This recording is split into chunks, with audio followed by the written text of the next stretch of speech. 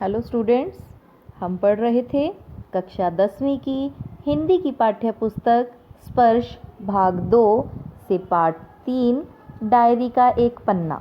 यह पाठ सीताराम सेकसरिया द्वारा लिखा गया है। 1892 में राजस्थान के नवलगढ़ में जन्मे सीताराम सेकसरिया का अधिकांश जीवन कलकत्ता में बीता, जिसे आजकल कोलकाता के नाम से जानते हैं। व्यापार व्यवसाय से जुड़े सेकसरिया अनेक साहित्यिक, सांस्कृतिक और नारी शिक्षण संस्थाओं के प्रेरक, संस्थापक और संचालक भी रहे। यानी बहुत सी शिक्षण संस्थाएं जहाँ पे एजुकेशन दी जाती है नारियों को, कल्चरल इवेंट्स के लिए जहाँ पे लोगों को तैयार किया जाता है, उसके संस्थापक यानी उसकी स्थापना भी की उन्होंने, एस्टेब्लिश भी किए उन्होंने, और उनके संचालक, उनको चलाने वाले भी रहे काफ़ी टाइम तक। ये महात्मा गांधी के आह्वान पर, आह्वान होते हैं किसी को बुलावा, तो महात्मा गांधी के आह्वान पर स्वतंत्रता आंदोलन में बढ़ चढ़कर हिस्सेदारी की। सीताराम सेकसरिया जो थे, इन्होंने स्वतंत्रता आंदोलन में, आज़ादी की लड़ाई में भी बढ़ चढ़कर हिस्सा लिया। गुरुदेव रविंद्रनाथ ठाकुर, महात्मा गांधी, नेताजी सुभाष चंद्र बोस के करीबी रहे। ये बहुत उनके करीब थे, रविंद्रनाथ ठाकुर के, महात्मा गांधी, नेताजी सुभाष चंद्र बोस, इनके बहुत अजीज थे ये। सत्याग्रह आंदोलन के दौरान उन्होंने जेल यात्रा भी की, कई बार उन्हें जेल भी जाना पड़ा। कुछ साल आज़ाद हिंद फौज के मंत्री भी रहे। भारत सरकार ने उन्हें 1962 में पद्मश्री सम्मान से भी सम्मानित किया। सीताराम सेकसरिया को विद्यालयी शिक्षा पाने का अवसर नहीं मिला, यानी ये कभी स्कूल नहीं गए।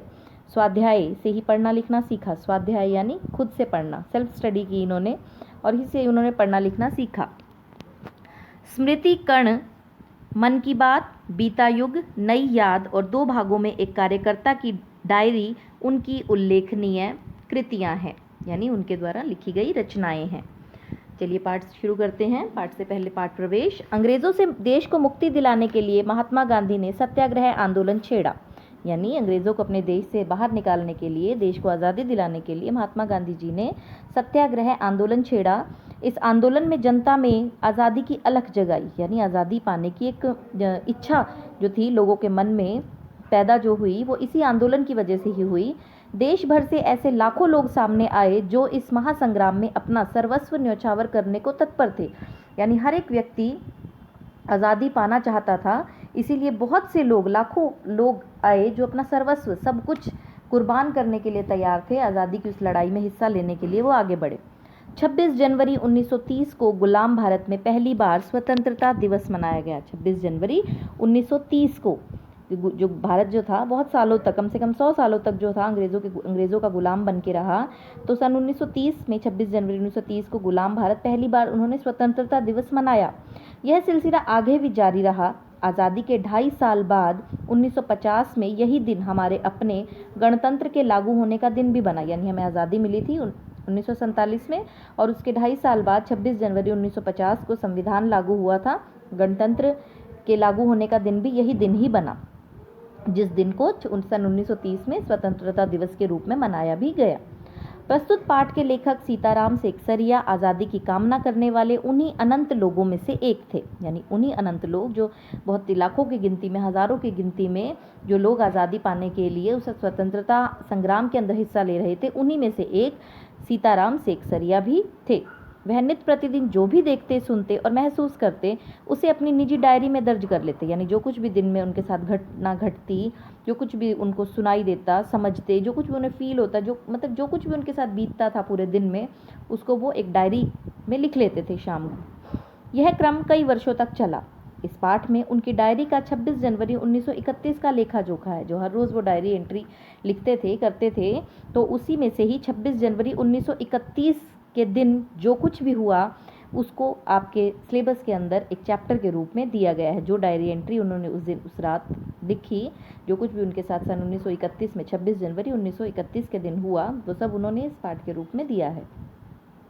नेताजी सुभाष चंद्र बोस और स्वयं लेखक सहित कलकत्ता के लोगों ने देश का दूसरा स्वतंत्रता दिवस किस जोश खरोश से मनाया, अंग्रेज प्रशासकों ने इसे उनका अपराध मानते हुए उन पर और विशेषकर महिला कार्यकर्ताओं पर कैसे कैसे जुल्म ढाए, यही सब इस पाठ में वर्णित है। यानी सन 1930 में पहला स्वतंत्रता दिवस मनाया गया उन्होंने 26 जनवरी, और वो कह रहे कि जब 26 जनवरी 1931 को जब दूसरा स्वतंत्रता दिवस मनाया और उनके अंदर बहुत जोश था, तो अंग्रेज जो प्रशासक थे, अंग्रेजी जो फौज थी, जो पुलिस थी, तो उन लोगों ने ये एक अपराध माना कि उन्होंने ये बहुत बड़ी गलती की है, जिसकी उन्होंने उन लोगों को सज़ा दी, महिलाओं के ऊपर उन्होंने बहुत जुल्म किए। ये सारा जो है लेखा जोखा इस पाठ के अंदर दिया गया है।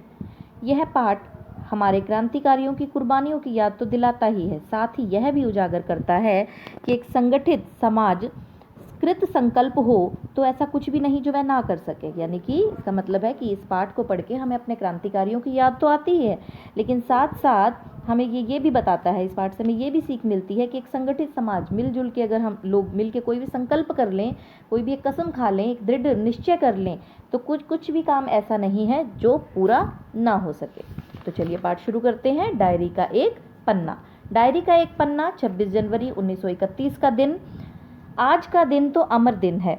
आज के ही दिन सारे हिंदुस्तान में स्वतंत्रता दिवस मनाया गया था और इस वर्ष भी उसकी पुनरावृत्ति थी, जिसके लिए काफ़ी पहले से तैयारियां की गई थी। पुनरावृत्ति यानी रेपिटेशन। पिछली बार ये सब हुआ था, स्वतंत्रता दिवस मनाया गया था, आज उसका रेपिटेशन था, उसको दोबारा मनाया जा रहा है। यानी जो चीज़ पहले हो चुकी हो, पहले हुई हो और उसको दोबारा से उस चीज़ को मनाया जा रहा हो, किया जा रहा हो, तो वो होती है उसकी पुनरावृत्ति। गत वर्ष अपना हिस्सा बहुत साधारण था। गत वर्ष यानी पिछले साल जो हमारा योगदान था, यानी मनाने की जो तैयारियां थी, उसमें हमने बहुत साधारण तरीके से ये सब अपने आज़ादी का दिन मनाया। इस वर्ष जितना अपने दे सकते थे दिया था, यानी हम जितना कुछ कर सकते थे, हमारे लोगों ने जितनी कोशिशें करनी थी इस साल उन्होंने सारी की। केवल प्रचार में 2000 रुपया खर्च किया गया। प्रचार यानी अनाउंसमेंट्स और लोगों तक इस चीज़ की खबर पहुंचाना कि आज 26 जनवरी 1931, 26 जनवरी के दिन ये कुछ होगा, इस जगह पे लोगों ने इकट्ठे होना, तो इसकी अनाउंसमेंट्स जो थी उसके लिए ही कम उस 2000 रुपये खर्च हुए। और 2000 रुपये उस समय बहुत वैल्यू होती थी उस इतने रुपए की। सारे काम का भार अपने समझते थे अपने ऊपर है, और इसी तरह जो कार्यकर्ता थे उनके घर जा जाकर समझाया था। कार्यकर्ता यानी काम करने वाले लोग, जो लोगों ने जिन लोगों ने इनमें हिस्सा लिया, वो लोग सब हर काम की अपने आप की खुद की जिम्मेदारी समझ रहे थे और घर घर जाकर उन्होंने सब लोगों को इस चीज़ के लिए समझाया। बड़े बाजार के प्रायः मकानों पर राष्ट्रीय झंडा फहरा रहा था और कई मकान तो ऐसे सजाए गए थे कि ऐसा मालूम होता था मानो स्वतंत्रता मिल गई हो। यानी बड़े बाजार, वहाँ का कोलकाता का एक एरिया था जिसका नाम बड़ा बाजार बोला गया है, कि वहाँ के जो उस एरिया के जितने भी मकान थे प्रायः, और मतलब मोस्टली सबके पे राष्ट्रीय झंडा हमारे देश का वो फहरा रहा था। और कई मकानों को तो इस तरह सजाया गया था कि मतलब ऐसा लगता था कि हमें स्वतंत्रता मिल ही गई है। अभी तक उनको स्वतंत्रता मिली नहीं थी, वो सिर्फ मनाने सिर्फ ये महसूस कर रहे थे कि आज़ादी का दिवस हम इस तरह से मनाएंगे, शायद इससे हमें आज़ादी मिल भी जाए। कलकत्ता के प्रत्येक भाग में ही झंडे लगाए गए थे। जिस रास्ते से मनुष्य जाते थे उसी रास्ते में उत्साह और नवीनता मालूम होती थी। यानी पूरी चहल पहल थी पूरे शहर के अंदर, हर जगह झंडे लगाए हुए थे। जहाँ से भी लोग गुजरते थे वहीं पे लोगों के अंदर एक अजीब सा जोश, एक उत्साह, एक्साइटमेंट था लोगों के अंदर। बहुत खुश नज़र आ रहे थे लोग। लोगों का कहना था कि ऐसी सजावट पहले कभी नहीं हुई। यानी हमारे शहर के अंदर, कलकत्ता के अंदर, स्टेट के अंदर पुरी में आज तक ऐसी सजावट, इतनी रौनक कभी भी नहीं हुई। पुलिस भी अपनी पूरी ताकत से शहर में गश्त देकर प्रदर्शन कर रही थी। पुलिस जो थी, अंग्रेज़ी जो पुलिस थी, जो वो कह रहे हैं कि वो पूरी ताकत से, पूरे उनके अंदर भी पूरा जोश था, पूरे चक्कर लगा रहे थे। गश्त यानी फेरा लगाना, चक्कर लगाना, पेट्रोलिंग करना। तो वो पूरा गश्त देकर प्रदर्शन कर रही थी, सब देख रही थी कि ये सब कुछ क्या हो रहा है, किस तरह से लोग इन तैयारियों में जुटे हुए हैं। मोटर लॉरियों में गोरखे और सार्जेंट प्रत्येक मोड़ पर तैनात थे। मोटर लॉरियाँ यानी जो उनकी गाड़ियाँ थी, उनके अंदर गोरखे यानी अंग्रेज़ी जो पुलिस वाले थे और सार्जेंट एक प्रकार की उनकी मतलब उनका ही ग्रुप होता है, ये पुलिस डिपार्टमेंट का ही। तो वो भी हर एक मोड़ पर, हर एक जो चौराहे थे या हर सड़क के मोड़ पर वो लोग तैनात थे, खड़े थे वहाँ पे। कितनी ही लारियां शहर में घुमाई जा रही थी। घुड़सवारों का प्रबंध था, कहीं भी ट्रैफिक पुलिस नहीं थी। सारी पुलिस को भी इसी काम में ही लगाया गया था। बड़े बड़े पार्कों और मैदानों को पुलिस ने सवेरे से ही घेर लिया था। इसका रीज़न क्या था? ताकि उन बड़े बड़े पार्कों के अंदर या मैदानों के अंदर कहीं भी भीड़ इकट्ठी ना हो सके, यानी ये लोग कुछ भी ऐसा ना करें जिसकी वजह से कहीं पे भी मतलब उनके जो उन्होंने उनकी जो प्लानिंग्स है वो पूरी हो सके, इसलिए जगह जगह पे अंग्रेजी पुलिस को तैनात किया गया था। मॉन्यूमेंट के नीचे जहां शाम को सभा होने वाली थी उस जगह को तो भोर में 6 बजे से ही पुलिस ने बड़ी संख्या में घेर लिया था, पर तब भी कई जगह तो भोर में ही झंडा फहराया गया। यानी मॉन्यूमेंट के नीचे जो स्मारक बनी हुई थी, जिस जगह पे शाम को सभा होनी थी, जिस जगह पे शाम के समय सारे जो भारतीय लोग थे उन लोगों ने इकट्ठा होना था, कलकत्ता वासियों ने, उस जगह को तो पुलिस ने सुबह 6 बजे ही घेर लिया था कि यहाँ पे कोई भी इकट्ठा ना हो सके, मतलब यहाँ पे भीड़ इकट्ठी ना हो सके, यहाँ पे झंडा ना फहराया जा सके, जो कुछ उन्होंने प्रतिज्ञा पढ़नी थी वो कुछ पूरा मतलब कोई सारी उनकी प्लानिंग्स ताकि फेल हो जाए ना। यहाँ पे लोगों को हम यहाँ पे होंगे तो कोई भीड़ इकट्ठी नहीं होगी, अगर आने की कोशिश भी करेंगे तो हम उनके ऊपर हमला करके उनको ऐसा करने से रोक सकते हैं। लेकिन कई जगह तो भोर में ही झंडा फहराया गया, लेकिन सुबह 6 बजे से पहले ही कई एरियाज ऐसे थे जहाँ पे सुबह 6 बजे से पहले ही झंडा फहरा दिया गया, पुलिस के तैनात होने से पहले ही। श्रद्धानंद पार्क में बंगाल प्रांतीय विद्यार्थी संघ के मंत्री अविनाश बाबू ने झंडा गाड़ा तो पुलिस ने उन्हें पकड़ लिया। यानी श्रद्धानंद पार्क, हर पार्क को उन्होंने घेर लिया था, लेकिन फिर भी श्रद्धानंद पार्क में जो बंगाल प्रांतीय विद्यार्थी जो संघ था, जो स्टूडेंट एसोसिएशन ग्रुप का जो मतलब एक मंत्री था अविनाश बाबू, उन्होंने वहाँ पे झंडा गाड़ा तो पुलिस ने उनको पकड़ लिया और लोगों को मारा या हटा दिया। यानी जो भी लोग उनके साथ थे उनको मारा पीटा भी और उनको वहाँ से भगा दिया। तारा सुंदरी पार्क में बड़ा बाजार कांग्रेस कमेटी के युद्ध मंत्री हरिश्चंद्र सिंह झंडा फहराने गए, पर वे भी भीतर ना जा सके क्योंकि हर पार्क के ऊपर वहाँ पे पुलिस खड़ी थी। तो तारा सुंदरी नाम का जो पार्क था बड़े बाजार के अंदर, वहाँ पे भी एक कांग्रेस कमेटी के जो मंत्री थे हरिश्चंद्र, वो भी झंडा फहराने गए, लेकिन उनको भी अंदर ना जाने दिया जा सका। वहाँ पर काफ़ी मारपीट भी हुई, यानी पुलिस ने जो लोग थे उनके साथ काफ़ी मारपीट की और 2-4 आदमियों के सिर भी फट गए। गुजराती सेविका संघ की ओर से जुलूस निकाला गया जिसमें बहुत सी लड़कियां थी और उन लड़कियों को भी गिरफ्तार कर लिया गया। यानी वो लोग स्त्रियों के साथ भी मारपीट करने में या उनके ऊपर भी हमला करने से बाज नहीं आ रहे थे। 11 बजे मारवाड़ी बालिका विद्यालय की लड़कियों ने अपने विद्यालय में झंडोत्सव मनाया, यानी झंडा फहराने का उत्सव मनाया। 11 बजे मारवाड़ी बालिका विद्यालय की लड़कियों ने, जानकी देवी मदालसा आदि भी गई थी। मदालसा एक स्कूल जो होते हैं, मदालसा कह सकते हैं कि वहीं के जानकी देवी नाम का एक जानकी देवी मदालसा आदि भी गई थी, यानी लड़कियों के नाम है ये। लड़कियों को उत्सव का क्या मतलब है समझाया गया, यानी उन सब लड़कियों को वहाँ पे बताया गया कि उत्सव का जो झंडोत्सव मनाया जा रहा है, झंडा फहराने का जो एक उत्सव है, इसका मतलब क्या है। एक बार मोटर में बैठकर सब तरफ घूम कर देखा तो बहुत अच्छा मालूम हो रहा था।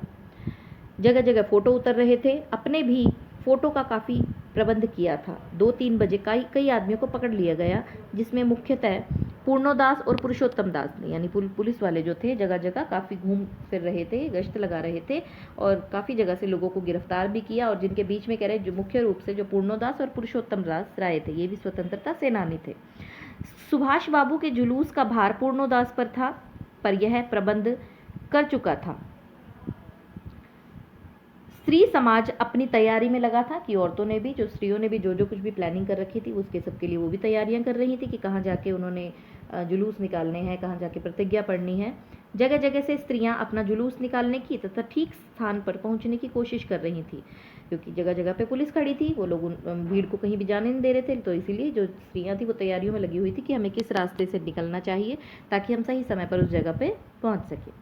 मॉन्यूमेंट के पास जैसा प्रबंध भोर में था वैसा करीब 1 बजे नहीं रहा, क्योंकि भोर में उन्होंने तैयारियां कर ली थी, लेकिन उसके बाद सुबह 6 बजे के बाद वहाँ पे पुलिस आने लग गई थी। तो लेकिन और इसकी वजह से 1 बजे वैसा कुछ वहाँ नहीं था, लोगों को वहाँ पे इकट्ठा होने नहीं दिया जा रहा था। इससे लोगों को आशा होने लगी कि शायद पुलिस अपना रंग ना दिखलावे, पर वह कब रुकने वाली थी। यानी थोड़ा सा लोग स्त्रियों ने जब देखा कि जो सुबह वो मतलब ज़्यादा सिक्योरिटी बहुत टाइट रख रखी थी उन्होंने वहाँ पे, पूरा काफ़ी लोग वहाँ पे थे पुलिस वाले, लेकिन दोपहर के 1 बजे तक जब उन्होंने देखा कि 1 बजे के बाद ऐसा कुछ नहीं था, तो उन्हें उम्मीद होने लगी कि शायद मतलब वो लोग हमें रोकने वाले नहीं हैं, अपना जो रंग दिखलाना है पुलिस वालों ने हम पे हमला करने का या रोकने का, शायद वो ना हो। 3 बजे से ही मैदान में हज़ारों आदमियों की भीड़ होने लगी और लोग टोलियां बना बनाकर मैदान में घूमने लगे। आज जो बात थी वह निराली थी, यानी 3 बजे के बाद तो वहाँ पे भीड़ इकट्ठी होने लगी, क्योंकि 4 बजे का उन्होंने समय दिया था। तो लोग टोलियां ग्रुप बना बना के वहाँ पे घूमने लगे। जब से कानून भंग का काम शुरू हुआ है तब से आज तक इतनी बड़ी सभा ऐसे मैदान में नहीं की गई थी। यानी जब से कानून भंग होने का जो काम शुरू हुआ है, जो रूल्स वगैरह बनते थे अंग्रेजी सरकार द्वारा, तो वो सब जो बनने शुरू हुए थे उसके बाद, उससे पहले आज तक ऐसी इतनी बड़ी सभा, जो इतने लोग एक जगह पे खड़े ग्रुप बना के, मतलब भीड़ जो सभा होनी थी, वो आज तक ऐसी नहीं हुई थी। यह सभा तो कहना चाहिए कि ओपन लड़ाई थी, यानी ओपन लड़ाई यानी ओपन चैलेंज पुलिस वालों को कि हम लोग इस जगह पे इकट्ठे होंगे, आप क्या कर सकते हैं वो आप करके दिखाइए। पुलिस कमिश्नर का नोटिस निकल चुका था कि अमुक अमुक धारा के अनुसार कोई सभा नहीं हो सकती थी, यानी पुलिस कमिश्नर जो अंग्रेजी सरकार थी उनकी पुलिस वालों ने नोटिस निकाल दिया था, कमिश्नर ने नोटिस निकाला कि अमुक अमुक अमुक अमुक यानी फलाना फलाना, है ना। तो इस धारा के अनुसार कोई भी सभा नहीं हो सकती, कहीं पे भी मतलब लोग इकट्ठे नहीं हो सकते। यदि वो इकट्ठे हुए, उन्होंने इस तरह से ग्रुप बनाया या फिर भीड़ इकट्ठी की, तो उनके ऊपर केस हो सकता है या उनके ऊपर कोई ना कोई कार्यवाही की जाएगी। जो लोग काम करने वाले थे उन सबको इंस्पेक्टरों के द्वारा नोटिस और सूचना दे दी गई, यानी जो लोग इसमें आगे थे, लीडर्स थे, उन सबको ये सूचना दे दी गई कि कमिश्नर की तरफ से ये नोटिस आया है, तो इस धारा के अनुसार कोई सभा नहीं हो सकती। और यदि सभा में भाग लेंगे तो दोषी समझे जाएंगे। यदि आपने इस सभा का मतलब पालन ना किया, सॉरी, इस जो रूल जो निकला है इसका आपने पालन ना किया इस कानून का, तो आप लोग दोषी समझे जाएंगे, गुनाहगार माने जाएंगे। इधर कौंसिल की तरफ से नोटिस निकल गया था कि मॉन्यूमेंट के नीचे ठीक 4:24 पर झंडा फहराया गया था। कौंसिल कौन सी हो गई? जो हमारे इंडियंस की थी, है ना। इंडियन काउंसिल की तरफ से नोटिस निकला कि 4:24 पर इसी मॉन्यूमेंट के नीचे झंडा फहराया जाएगा और स्वतंत्रता की प्रतिज्ञा भी पढ़ी जाएगी। सर्वसाधारण की उपस्थिति होनी चाहिए। सर्वसाधारण यानी आम जनता की जो उपस्थिति है वो यहाँ पे होनी चाहिए, तभी उनके सामने ये सब कुछ हो सकता है। खुला चैलेंज देकर ऐसी सभा पहले नहीं की गई थी, यानी ओपन चैलेंज दिया गया था सरकार को कि हम लोग इस जगह पे झंडा फहराएंगे, हम लोग इस जगह पे प्रतिज्ञा पढ़ेंगे, ये आप जो कुछ कर सकते हैं वो कर लीजिए। ठीक है, तो इस पाठ का जो इतना भाग था वो हम आज के इस लेक्चर में हमने किया, और इस पाठ का जो अगला हिस्सा है वो अपने नेक्स्ट लेक्चर में करेंगे। इतने हिस्से से संबंधित जो आपके प्रश्न हैं वो आपको असाइनमेंट की फॉर्म में मिलेंगे, और आप सभी ने अपनी अपनी नोटबुक में ये सारे क्वेश्चंस लिखने हैं। ठीक है, धन्यवाद।